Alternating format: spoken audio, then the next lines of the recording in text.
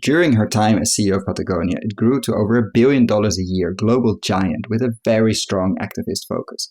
They launched their organic food company, Patagonia Provisions, plus the Regenerative Organic Alliance, together with Dr. Bronner's and Rodale.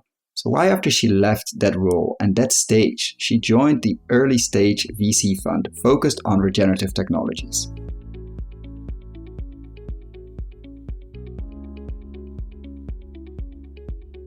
This is the Investing in Regenerative Agriculture and Food podcast, Investing as if the planet mattered, where we talk to the pioneers in the regenerative food and agriculture space to learn more on how to put our money to work to regenerate soil, people, local communities, and ecosystems, while making an appropriate and fair return. Why my focus on soil and regeneration? Because so many of the pressing issues we face today have their roots in how we treat our land and our sea, grow our food, what we eat, where and consume. And it's time that we as investors, big and small, and consumers start paying much more attention to the dirt/soil underneath our feet.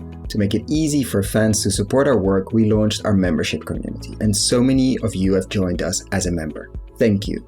If our work created value for you, and if you have the means, and only if you have the means, consider joining us. Find out more on gumroad.com/investing-in-regenag.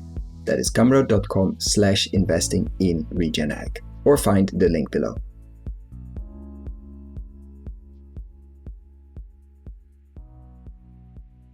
Welcome to another episode, today with the former president and CEO of Patagonia and the current founding partner of ReGen Ventures. Welcome, Rose. Hi, Koen. It's great to be here with you. And to start with a personal question we always love to ask, I don't know how you got into apparel and that side of things, but which I would love to hear as well. But then also, how did you then, I'm not saying make the switch, but went into the world of soil and the world of food and the world of agriculture?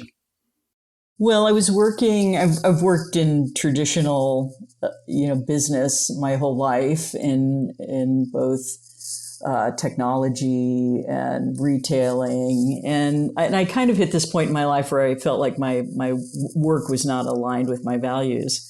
And at that point, I made the change to move over to Patagonia because, of course, Yvon Chouinard, our founder, is just a very famous, responsible businessman. And I felt like I would have a lot to learn from him. And so that's how I ended up at Patagonia. And it was an incredible 12-year ride there, the last decade, most of the last decade as CEO. But we really got into soil through working a lot on land conservation, ocean and waterway conservation and advocacy. And of course, you come to the realization that the best stewards of the land are indigenous communities who are local and have a stake in that community health, right? They're literally willing to stand in front of a bulldozer to protect their soil. And with soil and agriculture, it's the most important pillar of human health and well-being. And we had always been known, Patagonia had always been known as a pioneer in organic agriculture through their organic cotton program. But people were adopting organic cotton, but at a pretty low rate because they were wanting to buy cheap clothes, right? And so it felt more important to maybe make the connection of organic and regenerative practices, which are so critical to the climate and biodiversity emergency that we face, that we focus on that. And Patagonia had always had a relationship with organic farmers and also with carbon, understanding how farming affected carbon sequestration. So it was just sort of a natural thing for us to do. And I founded the Regenerative Organic Alliance back in 2018 with the Rodale Institute and Dr. Bronner's and a few other organic brands. We put that together to create a certification that really outlined what regenerative practices were and would also give the consumer a high bar standard to say, hey, I know that this is being created at a regenerative farm or regenerative operation, and it's also not using pesticides or synthetic fertilizers. So that's kind of how we got into soil. And do you remember like how that, like, I always like to ask if there was a moment or was a gradual process, because of course you've been focusing on apparel and of course on the sourcing of the fibers, but that is quite a step to food. Like it's quite another, it feels like a very different beast or thing. Like, do you remember when it was triggered? Was it a documentary? Yeah, was it a visit to a farmer that you thought, whoa, this is wild? Well, I think there's, Yvonne was always very interested and I think inspired by some work that Doug Tompkins was doing in Chile and Argentina around rewilding and regenerative farming. Laguna Bianca, yeah. Yes, yeah, and I think that was an inspiration to him. But how to operationalize that and actually make that happen? There were a lot of conversations about how to do that, and like I said, because after he said that, I mean, that farm, I still use that picture as an example because it's just so incredibly beautiful, but it never was, I think, financially sustainable, which sort of an underpin. Yeah, we need that as well to convince more. But the farm, I mean, look for the picture. I'll put some links below. It's just like, I think that he called the tractor driver's artist or something like that, and you can see that like the photos are just spectacular, and I can imagine, that serves as inspiration. Yeah, and I think like everything else in the U.S. right now, there's terms like organic and regenerative, they come under fire directly from the chemical companies and lobbyists. Alan Lewis uses this great term, the fiberati, he calls them. And there's always a status quo, that seeks to debunk the benefits of organic and regenerative practices. But it's what we need now to fight the climate crisis. And there's been such good research on organic and regenerative yields being competitive with conventional yields over the 5-year transition period, and organic systems producing yields 40% higher in a drought and things like that. So there's a lot of good data out there that says we should basically be going back to these ancient practices, right? And that chemical agriculture and monoculture and CAFOs, are not good for people or the planet. And then your tenure ended at Patagonia, and you could probably choose any job in the world. Like there will be opportunities popping up if you like it or not. And you decided to join a venture fund as a managing partner or founding partner, and very specifically focusing. You mentioned something now, like we should go back to these ancient practices. But ReGen Ventures, we've interviewed, obviously the founder, Dan, I'll put the link below of the interview as well, is very much focused on the technology side of things. So sort of feeling, I don't know if that's the feeling, but moving forward and making big steps into that. Like what was the rationale behind, after all the choices you could make, or also not do anything for a long time, is to join this group? Nothing against Dan, because I think he's amazing. But why this choice? Well, Dan and I had worked together and invested together through the venture fund that I founded at Patagonia, which was working primarily on innovations in supply chain.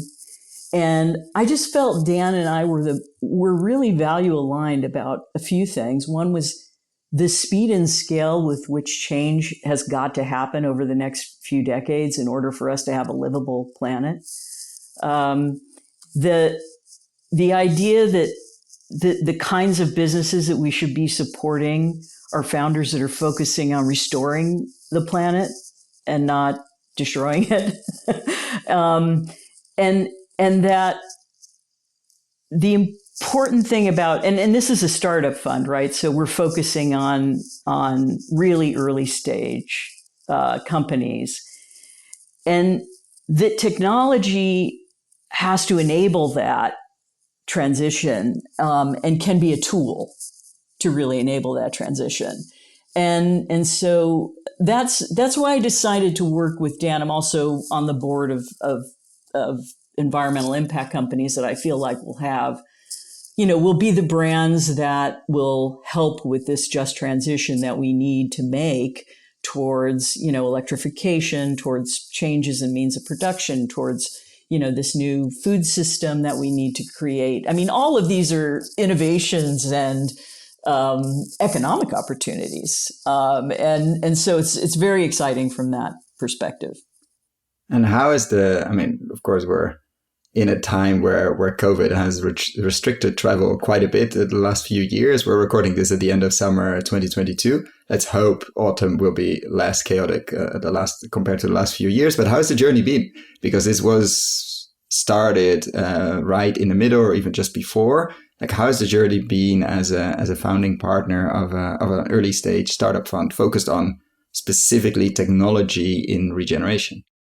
Right. Well, I think what's exciting is that most of the young entrepreneurs that we meet and founders that we meet are, they grew up with this crisis front and center in their life, right? They grew up digitally native and with, tremendous amount of information and access at their fingertips to make their own judgments about what's happening to people in the planet in the old model, in the status quo model, and then what they can do to change it and make a difference in the next couple of decades. And I think they're really driven by, in the past, Yvon Chouinard was kind of a lone guy in the wilderness, talking about the importance of environmental responsibility. And we've come a long way from there. And I, for me personally, I felt like I want to spend the next, couple of decades of my life where I can be useful, focused on regenerating and restoring the damage that we've done to the planet by creating these new economies, right? And they are new economies, and I think that's the exciting part of it from a business perspective. And I think of that based on products and services and technology that can enable that. And so what are some companies or one or two that obviously is public, otherwise we wouldn't be discussing it, that you're extremely excited about? Like what do you get to work with now daily or weekly that really resembles for you that new economy piece? Well, I mean, I'll go kind of from big to small, so from big, it's I'm on the board of a company called ReGen, which is focused, on electrification, right? And they were clean sheet of paper company focused on electrification, and they're doing, a kind of an adventure truck. But they did really interesting things. When they did their IPO, they gave 1% of their equity, put 1% of their equity into a fund for nature. And I think it makes a commentary and it sets a leadership position of, if you're going public and you're creating this huge liquidity event, why aren't you doing something for nature right now? Right? Because so little philanthropy. Especially you depend on it as an outdoor truck company. These are the pickup trucks that go into most extreme circumstances, which I don't know if that's a thing really outside the US, because I think you could also take a mountain bike, but like it's a huge market for outdoor sea and a lot of transport. Obviously, I think you have a huge deal with Amazon as well to get the trucks. Yeah, but I think it's representative of this transition that we need to make to electrification. Of course, yeah. I'm also on the board of, and we've invested in a company called, ReGen has invested in a company called Meaty, which is a plant-based, mycelium root-based, plant-based food company. And also really interesting because it's using a very ancient, fermentation process essentially, and creating a really, really nice high protein source, which we will need more of in the coming years. Good protein sources at reasonable costs, with a low environmental footprint. So I find that whole space very interesting. And then on the technology side, some of this early technology that we've invested in, I mean, it runs the gamut, between solar powered robots that are used for weeding and farm support to mapping technology that's looking at how forest carbon is sequestered and giving us a way to look at that. So, and climate solutions around democratizing carbon financing and how that will work. And I mean, these are sort of startups that ReGen's investing in, which are enabling the transition that we need to make. And how do you use this model of VC, early stage seed or pre-seed and Series A investing with, like, how does that work within regeneration? I mean, we've had many conversations here on the podcast where people say, yeah, simply the time horizons maybe don't fit well, or even the return expectations of, let's say, primarily software focused or people that are used to crazy returns. Like, how do you feel about that? Is there enough deal flow that fits that? And do we even want to fit that model of the crazy scale? We need the crazy scale, like in impact, absolutely. But do we also need these exits? Are they going to be there and sort of justify this VC model in regeneration? Well, I mean, the way I look at it is, if you're looking at investments in regeneration and specifically food systems, you don't have to go too far. You can follow the money. I mean, just look at the huge and in some cases unprecedented valuations that the large food companies have paid for natural and organic products, right? Because true, yeah, and there's a list that that I couldn't even name how many, but General Mills has bought a ton of those companies. Cascadian Farms, they've bought, Danone bought Earthbound Farms, and you can just go down. Mostly on the brand side, like the CPG side, right? Totally on the brand side, and I really think of this as from a product perspective, because everything does end up on the plate in some form, Yeah. And investing in products grown with regenerative practices, right, and without pesticides and synthetic fertilizers and stuff, with short ingredient lists and high nutritional density. That is the future. If you don't think you're going to get a high return from that, I just think you're not paying attention, and citizens, this is interesting to me too, is that citizens are becoming much more enlightened, right? Partly because of technology advances and the poor quality of healthcare, right? People are taking control of their metabolic health, and they're eating foods that are more nutrient dense, that are lower in sugar and fat, and kind of all the things that the old food companies have lived off of, and they'll pay the appropriate price for those products. And they'll also become extremely brand loyal, which is why a lot of the food companies buy those brands, keep those names, and continue this sort of Trojan horse approach to changing their portfolio. Which is a risky approach. I mean, we've seen many examples. I mean, you've been very involved in the B Corp movement as well, where the companies were bought, and Ben & Jerry's was probably one of the first, and many others followed, and they didn't turn out to be the Trojan horse necessarily. They were, the name is still there. In many cases, they're better ingredients than others, but also in many unfortunate cases, sort of the real soul of the company and the real ethics and the impact disappeared when they were swallowed up literally by gigantic food companies. Like, how do we prevent that with this new wave of regenerative CPG companies to not simply quote unquote sell out, which is great for the investors and great for the space because it creates a lot of momentum, but then maybe the large company doesn't change its sourcing, like it doesn't become the Trojan horse, it simply becomes a horse and nothing really happens, which is still okay, but it's not the revolution we need. No, I totally agree. I do think that the best brands learn from those acquisitions. Sure, are there plenty examples of how they've destroyed them and, they're not there any longer. But I also think that was a different time. And I do think that the changes in the customer, the citizen, are starting to have a greater impact. And you can't always look to the past to say, what the future will be. I think regenerative ecosystems that grow delicious, nutritious, and food, and they also unlock maybe the distribution around local distribution, that's a winning investment combination. And I think some of these founders too,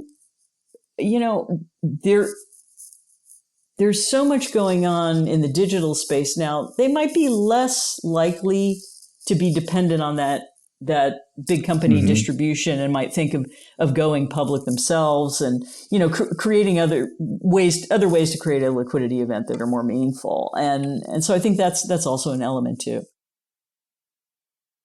And do you see like any potential in the steward ownership discussion? I know Organic Grown in the US basically sold to itself and became a sort of forever company, like Bosch in Germany and many others.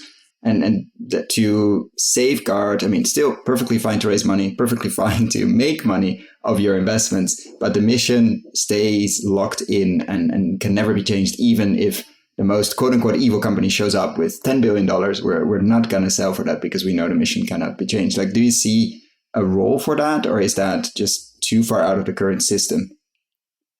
I think the current system is challenging, right? Because the buyer has a lot of flexibility, and there are things that I think that's one of the ways that the benefit corporation movement has been important, because it enshrines the B Corp charter into the legal framework of the company, and says these are the things that this company stands for and will either contribute to, with philanthropy, or whatever the model is. In Patagonia's case, it was giving 1% of sales to grassroots environmental groups. But I think that there needs to be a better corporate structure around that, and I think B Corp is the closest thing that we have right now.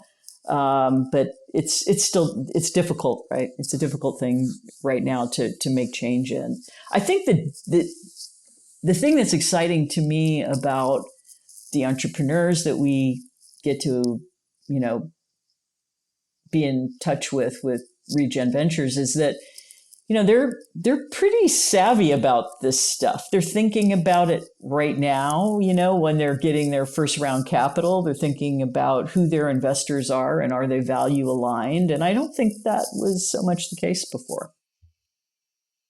Which is hopeful. I mean, that's very, you need to think about it, because if you go on a certain path or with certain investors, nothing against them, but it sets you up for an X amount of years or X amount of rounds in X amount of evaluations, and that might be not fitting, let's say, for the overall strategy or impact you're looking for. So we need awareness around that. And in terms of, deal flow in this deep regeneration tech space, very simple question: do you see enough? Like, do you see enough exciting and also good founders, potential markets, and then all of that? Like, how has it been? Because it's quite almost like a niche within a niche. I don't see it that way, because I think I come from, a background of making products and running businesses. and what I see is everyone is trying to figure out, how do I get to my net zero goals? How can I make my supply chain more resilient and stable and good for the environment and good for the people that work in it? And everyone is dealing with those issues, and they've made public commitments, and ESG is a big part of governance now, and that's getting sorted out, the harmonization of these ESG metrics, and so that's not going away. I mean, that is here to stay. And if anything, there's not enough deal flow to match the demand of what is really this sort of mega trend, to be able to track and manage projects, to be able to be able to ensure that the carbon markets are accurate and verified. all of these transitions that need to happen that we talked about earlier. So I don't know. I feel very optimistic about that. I don't feel like it's niche-y in any way, and I think it'll deliver exponential outcomes, both returns and impacts, and with less risk than a traditional VC, I think. And what would you, I mean, you mentioned a few now, but what would you, like if you had to pick one sub-theme or something you would love to see more of? Like what are you, quote unquote, missing in your deal flow database? I would love to see more companies tackling X, Y, Z. What's really something you would love to get to see more of? Well, I think there's so much that we don't know about soil, and kind of where we started the conversation, right? It's like soil is a mystery to us, I think, in terms of being able to really be able to measure, carbon sequestration in a meaningful way. And when we crack some of that code, I think it will be really interesting. I mean, I'll give you an example. I'm on the founding board of a nonprofit it's called the Society to Protect Underground Networks, and it's all focused on fungi with a brilliant. It's fun. Yeah, we should have Toby on soon. Yeah. You have got to have Toby on because she's brilliant. I mean, there are, trillions of miles of mycorrhizal fungi, sequestering carbon around the world. And they're actually going through a process of mapping that. And it's not just on farms, but in grasslands and deserts and forests and very extreme places. Yeah, they're amazing video. I'll put a link below. It's hilarious and very, very cool at the same time. So this fungus makes up, in different places in the world can make up to 50% of the world's biomass, and 75% of the world's terrestrial carbon, right, is stored underground. We know very little about that. This Toby is working to unlock that. I think she's the Jane Goodall of, this generation, and working on, how do we unlock this network in such a way and learn from this network in such a way to make sure that we have, a healthy functioning, carbon storage network. That kind of thing to me is really interesting. And there are so many different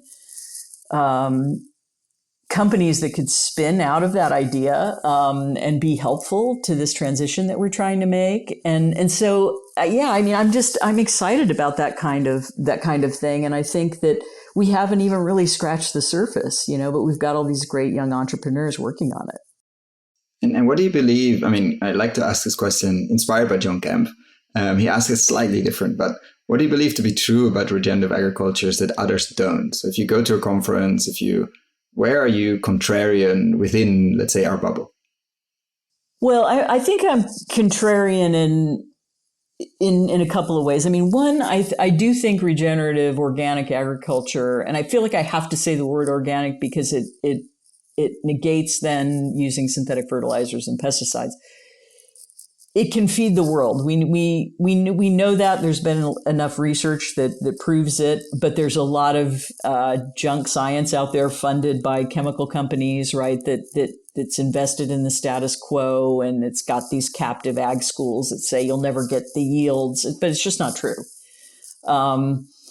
And so, what can we do about it? We have seen the research, we have the papers, we've had the profitability papers of like Dr. Jonathan Lundgren, proving that it's better for the pests, it's better for your insects, it's better for your yield, it's better for especially for your profitability and all of that. And somehow every time this question keeps coming up, like, okay, but it sounds all real nice and cute, but how are we going to feed the world? Like, really? Like, are we still there? Like,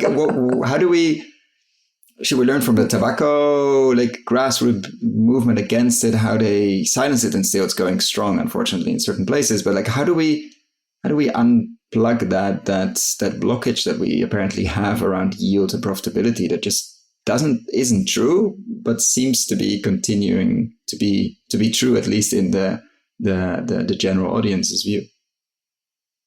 Well, there's a lot of There's a lot. It's analogous to me, like the fossil fuel industry and climate, right? Mm-hmm. It's very analogous to that. There's a lot of big chemical interests, like, Monsanto. Also using fossil fuels, actually. Yeah. Yeah. There's a lot of big chemical interests that, pay for that narrative to be out there. I think what needs to happen is that these entrepreneurs, these new, CEOs of companies that are focused on regenerative and organic need to be more vocal. They need to be able to have that public debate and have a policy and advocacy, part of their business, that lobbies just as hard. The problem is, right, the chemical companies have a lot of money. I mean, but look at Monsanto. We finally won the battle against them to a degree. It was so bad that they changed their name and, left the country, right? I mean, after, poisoning our soil for all those years, with cancer causing agents. So they can be vanquished, although they're, sitting in bear right now, but they can be vanquished with both the changes in the consumer and customer behavior and also, companies and in terms of policy and advocacy. And that will help move things much faster. And I don't know if you're seeing this, but to me, it feels like everything is moving exponentially faster, right? Because we've been fighting these climate battles for so long. And then all of a sudden, bam, things are moving, partly because we're in such a crisis, right? Absolutely. I mean, if we look at this summer, I don't think you can pick any place where it was a traditional summer, a normal summer. I mean, if you look at the heat waves in India and Pakistan, if you look at the heat waves in the US and Europe and many other places, if you look at the drought, the flash floods, everything seems to be happening faster than the worst scenarios. So hopefully, of course, and Koen, this is probably the coldest summer you'll ever experience. Yeah, this is that's the scary part. Yeah. Right? I mean, that's what's terrifying, And what gives you hope then? Like, are you, with all that you've seen and the fights you've fought in the apparel industry and in the chemical food, or against the chemical food industry, but still within it because you were fighting in, like, are you optimistic? And if so, why? Well, I feel like I'm realistic about, the damage that's been done. But, I have to say one thing about working in conservation of public lands and working with indigenous groups that are working on public lands issues is, when you undam a river, the fish stocks come back, the river comes back to life. And so I believe in nature's ability to restore and regenerate itself if we stop doing the harmful things that we're doing. And it can do it quite quickly. I mean, we saw that in LA after a week of, COVID lockdown. I walked outside my house and I was like, I've never seen skies this blue in Los Angeles. Yeah. No, the speed is very hopeful. And so what would you, let's say we do this in a theater somewhere and there's a live audience full of investors, people working in the finance space or people working also in this space. Where would you, of course, without giving investment advice, but where would you tell them to look deeper or to dig a bit deeper? Or is it mostly mycelium? Like, what are places where we definitely need, let's say, more energy, more people, more resources, more funding, more investments, of course, but what would you tell them to, in this regen ag and food space or regeneration space, where would you tell them to, okay, go and explore there a bit deeper and a bit further? For sure, it is in the soil, and it is in that network underneath the soil, which includes mycorrhizal fungi. It includes all kinds of issues around soil health and from forestation to grasslands management to, simple things that sound simple, but they're difficult to implement, but need more energy and financing and innovation and thinking. Is just, like pasture raised animals, right? I mean, if we eliminated all of CAFO today, you'd see water systems restored. You'd see waterways and rivers restored. You'd see, you'd be able to fish in your local stream again. There are so many benefits to like rethinking a lot of these sort of status quo ways of implementing our food system. And so I think that to me is really a place, agriculture, food systems. I think I would generally stay away from like the GMO, CRISPR science, gene editing stuff, because, we've had that for years and it really, it hasn't been perceived as anything good for people or the planet. And, I know that I don't know how many European nations it is now, Koen, that have banned GMOs, but it's more than 7, I think, or 6 or 7. So, soil is the wealth of our nation, and there needs to be a lot more attention put on soil and the impacts that soil have on our life and our health. And what do you tell? I mean, you bring up the animal protein side, and of course, as ReGen Ventures, you're investing in a number of plant-based companies. What do you tell like a hardcore, like we're still in the same theater, and a hardcore the person following a vegan diet stands up and says, yeah, but what about the animals? Like, what is your normal, because I struggle with that, honestly, the normal answer. What is your usual response to when people really respond quite badly to the potential of grazing animals and the potential that it has in an ecosystem?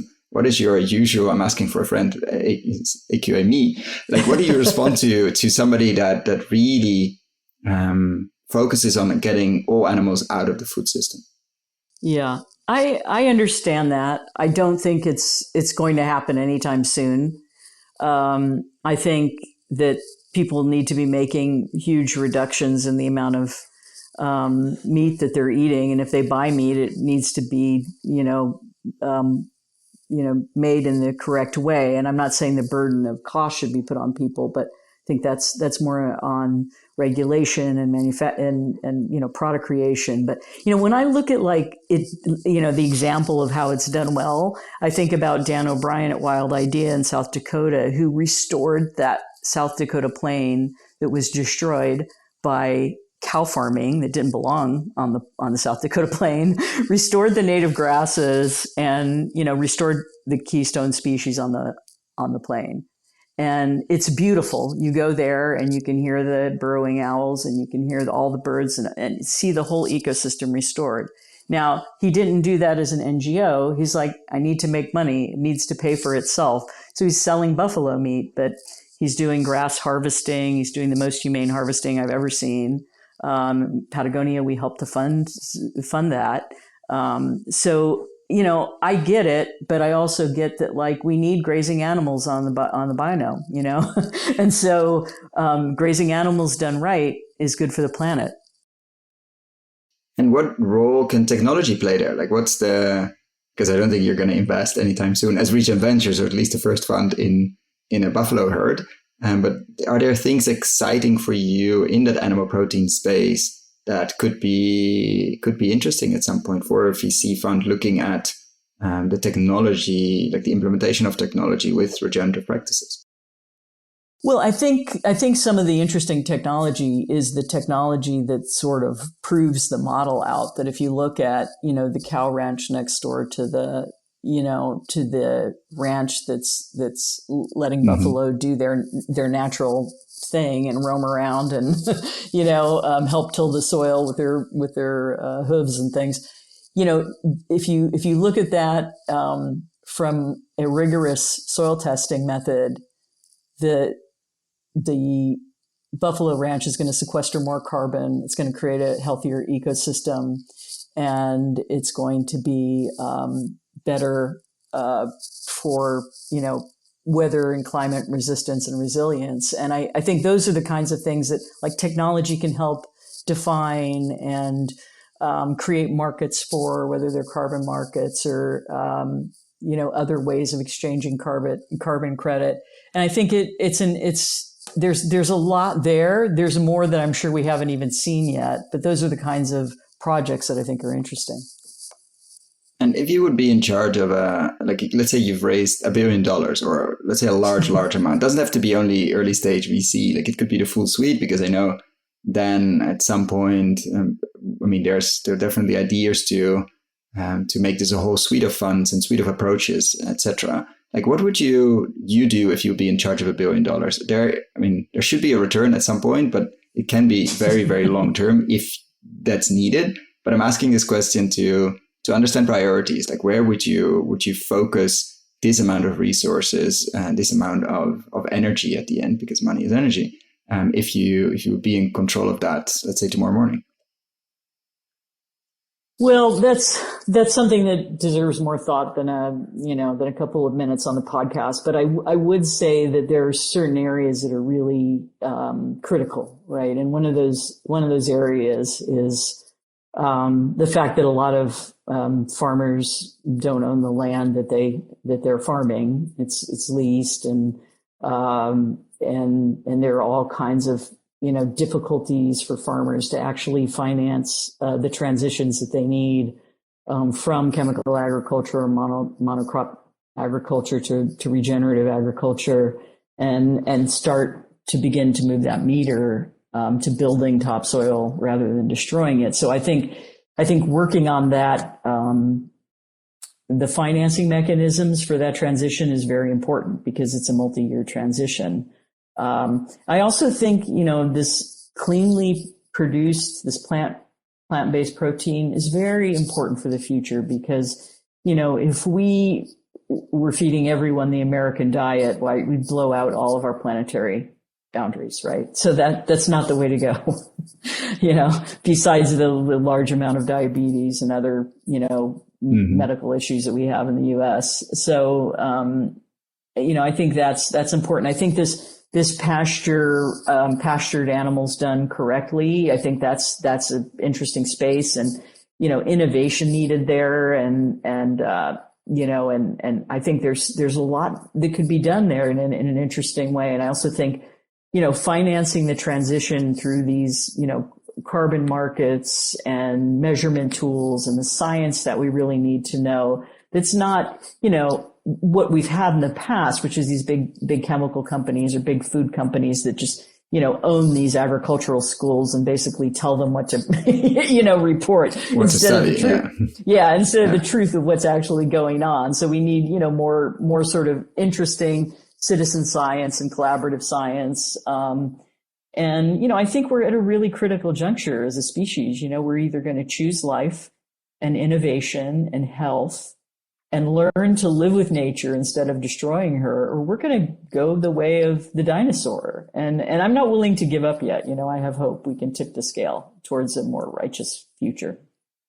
And on the plant-based one and the clean labeled one, like, what needs to happen there? Because it feels like the solutions that are currently on the market and getting a lot of attention, also getting a lot of criticism from the ingredient side, from the labeling side, because there are just too many things on the label, and maybe also from the taste side to a certain extent, but just simply the nutrition, the health, and also you can make an argument that they're potentially worse or at least equally bad in terms of sourcing and where their ingredients come. I'm obviously talking about the GMO soy, etc. Like, what do you see there? Was it sort of a first generation? There were generations before, and then now we're thinking, okay, we actually, it's not just plant-based is not good enough. We need to go a level beyond that, because otherwise we just replace one crop with the other crop, which is not really helpful.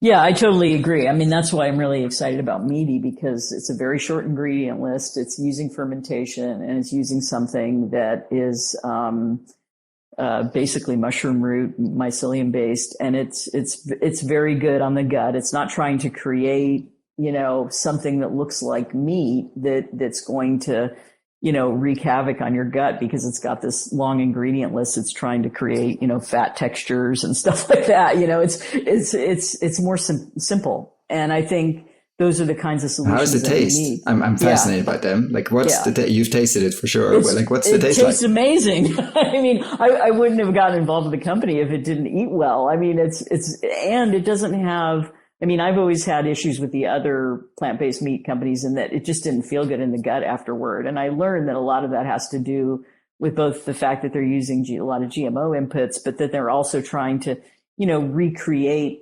meat textures and things like that. Mycelium root, mushroom root kind of already has a meaty texture to it. So it tastes very good, and it's a beautiful center of the plate product, and it's doing very well. And I'm, just really excited to see that brand. And what does it use as sort of ingredients? Sorry, like what does it use as ingredient? What does it use to, I don't know, grow the mycelium on? I don't think on is the right word, like in, or like how does, like what do you need to feed it, quote unquote? It's a fermentation. Yeah. It's a fermentation process, and you feed sugar to it essentially, right? In fermentation. It doesn't matter what kind of sugar? It does, and I think sugar sources is an issue, right? Because you want to get the best source, most responsibly sourced sugar. So that's an issue that we focus on as well in the supply chain there. Yeah, because otherwise, I mean, the sugar industry has some issues as well, not just because of the sugar, but also because of the growing practices there. For sure. And so that's very interesting. I mean, the fermentation part obviously is very interesting. And do you see a lot of other innovations there, in a sense, like that use this, not trying to fake meat, but actually trying to grow a product that is as center plate, as you mentioned, as tasty, or even more? Like, has that been happening because of all the backlash that obviously some of the larger companies we've seen with a lot of marketing budget? Like, do you see a lot of innovation in there, or would you love to see more? I think we're going to have to see more innovation and we're seeing it already with protein being added into products, right? Because people want to have a higher protein diet or get the amount of protein that they need in a day, and they don't want to do that by just eating animal meat. And so we're seeing that, but I think that's a wide open field. I mean, one thing I learned about the food industry, starting Patagonia's food business, is that, innovation should not be about, adding new flavors and that kind of thing, right? Innovation should really be about the future of food, and I think very few big companies think that way, which is why they end up, buying these innovative smaller companies, because they just don't have that capability in-house. And but it's interesting, because we've talked about the CPG side and how it can really unlock interesting returns, but also unlock, I think, a lot of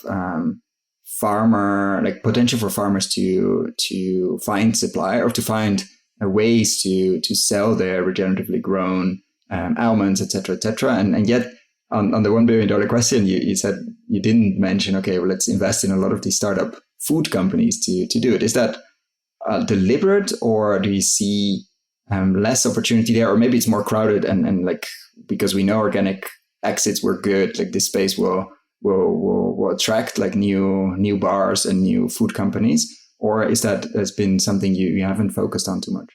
No, I think that a lot of the change will happen.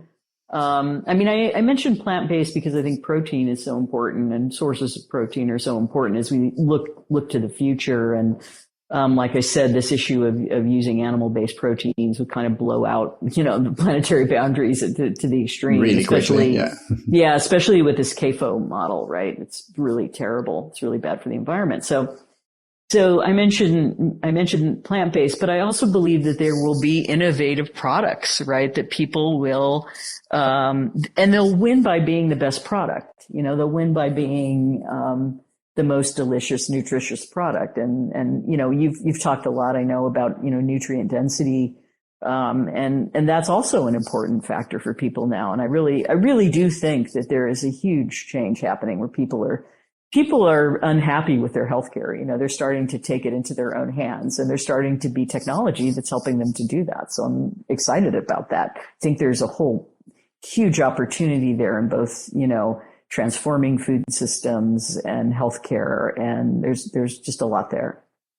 And have you made investments in that, in the healthcare food space, let's say, or are you looking at things? I mean, obviously, only if you can share, but have you done any deals there? Not in that particular space, but You would like we to? are looking at we're definitely talking to companies that are looking at that space. I think a lot of folks are. I mean, it's going to be huge as people begin to be able to take more control over their metabolic health. And then as a final question, it never is the final question, but if you could change one thing overnight, so you don't have your $1 billion fund anymore, I'm sorry, but you do have a magic wand and you have the unlimited power to change one thing and one thing only, what would that be? I think it would be to abolish all forms of chemical agriculture. Simply make it illegal, or simply like what would that process? Yeah, regulate it out of but, existence. Yeah. Regulate it out of existence. Right. How quick would you do it? Like, as quickly as if I could wave a magic wand, I would do it right now. Yeah. Yeah. I mean, it's a tough one because it's like, would you do that, or would you get rid of all the CAFOs in the world, or all the subsidies? Could be. Yeah. Yeah. Yeah, I know. But maybe if you get rid of chemical agriculture, there won't be this immense surplus, subsidized obviously, of feed that could easily go to CAFOs, and thus take away their business model, which in a true cost accounting world obviously wouldn't exist. Right. And in an unsubsidized world, I'm betting that it wouldn't exist either. So maybe if you take away the feed, also that model doesn't have any legs anymore. Yeah.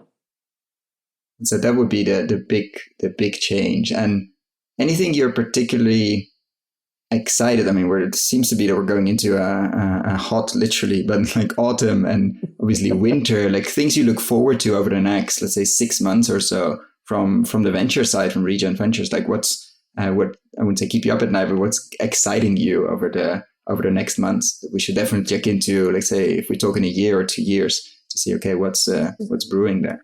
Well, I think what's exciting is we've deployed a portion of our fund, but we still have a lot of capital left to deploy.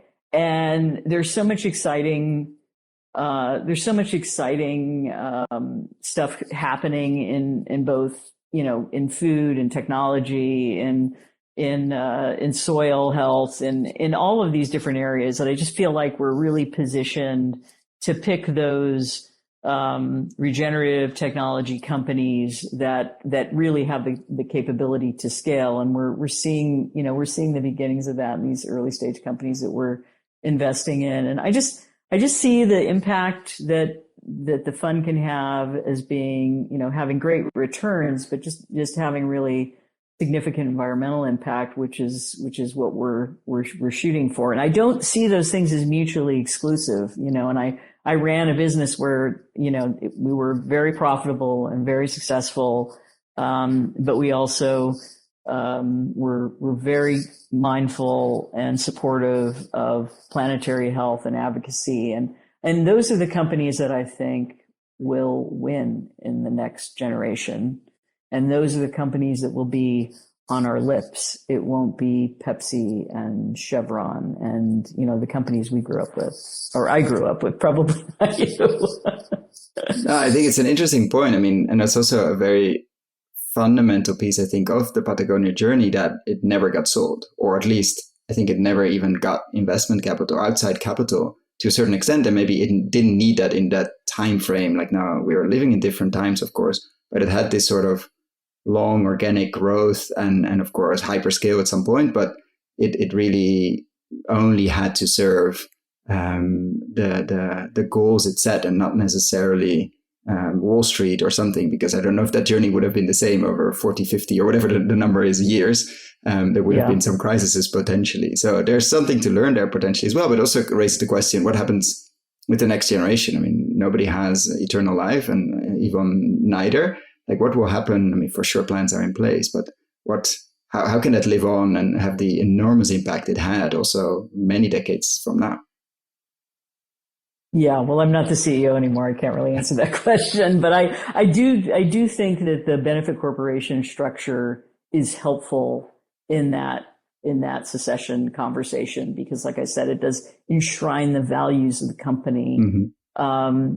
into the company's charter. And so you know what those values are, and they're very explicit. So, but yeah, I don't have a crystal ball of what will happen in the future there. And do you see, like, has it changed in terms of the amount of entrepreneurs you've seen with this deep tech and deep regeneration focus over the last couple of years? Like you say, we see sort of this growth now. I'm very excited. We have quite a bit of dry powder left, which is great because we see deals. Has that shifted? Has that changed since your time with ReGen Ventures, or has it been always quite a good amount?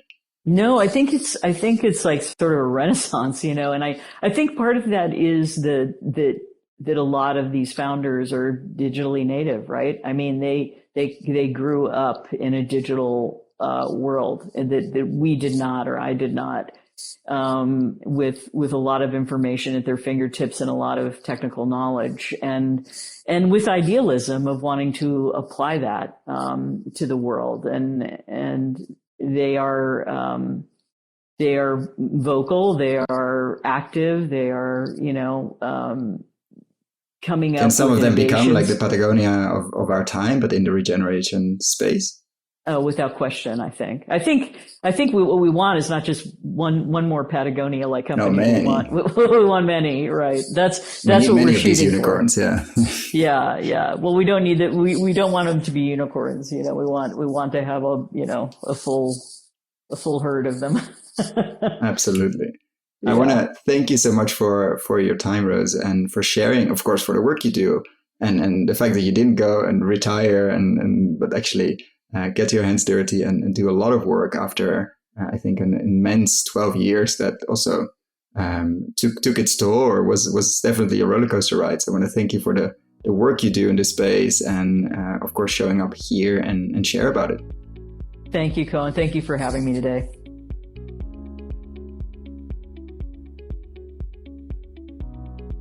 Thank you so much for listening all the way to the end. For the show notes and links discussed, check out our website, investinginregenerativeagriculture.com/post. Thank you so much for listening all the way to the end. For the show notes and links we discussed in this episode, check out our website, investinginregenerativeagriculture.com/posts. If you like this episode, why not share it with a friend or give us a rating on Apple Podcasts? That really helps. Thanks again, and see you next time.